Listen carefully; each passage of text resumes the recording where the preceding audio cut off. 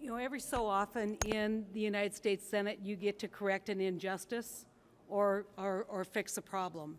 And you have great leadership. I don't think any one of us would deny that the great leadership that we've had in all of this was Joe Manchin, who very months and months ago, before this was on anyone's radar, stood up almost religiously every week in caucus and told us stories of the hurt and the disappointment, but mainly the absolute critical insecurity that not taking care of this problem had created for people that we made a promise to.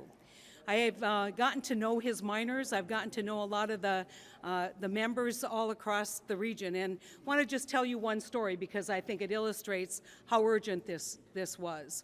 I had the leadership in the minor leadership would hold regular meetings with a lot of the folks who were going to lose their health care, just assure them they're still working on it, listen to their stories.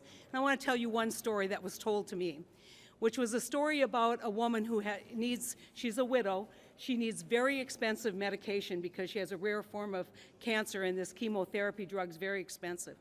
And as she was getting these notices that Senator Brown was talking about, she finally pulled her family in together and she said, I want you to know that if we lose our health care, I don't want my family to suffer paying for my bills, so I want you to take me to the West Coast, where they allow some assistance in getting in assisted suicide.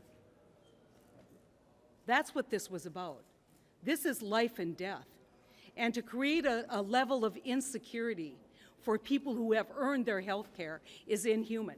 And we fixed that. But now we have to turn our sights to the other issues, not just the minors issue, but Central States pension.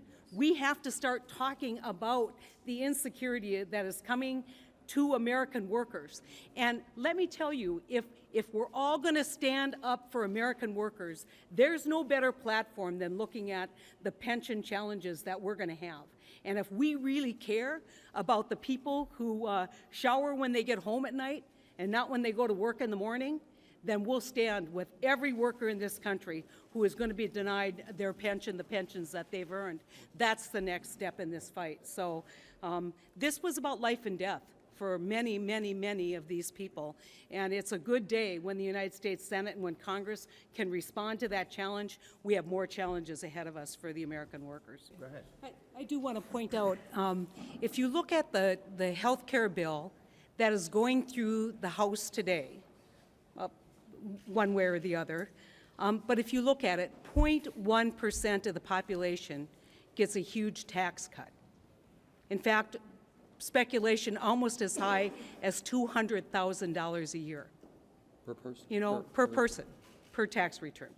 So let's just now imagine how a working person in our states looks at that a bill could give that kind of tax benefit. They worked hard all their life. They did nothing wrong. In some cases, they were promised participation and fiduciary responsibility and oversight from the federal government. And the pension tanked in no small measure because of what happened with the banks in 2008. So when is it their turn? And I think that this is common ground because the president has spoken repeatedly of his commitment to people just like the people we're talking about. And if we can't find common ground for American workers, then we aren't doing our job here. And if all we can look at is sympathy for the 0.1% of the population and not for people who are living, you know, hand to mouth with a little bit of pension, then shame on us and shame on the United States government.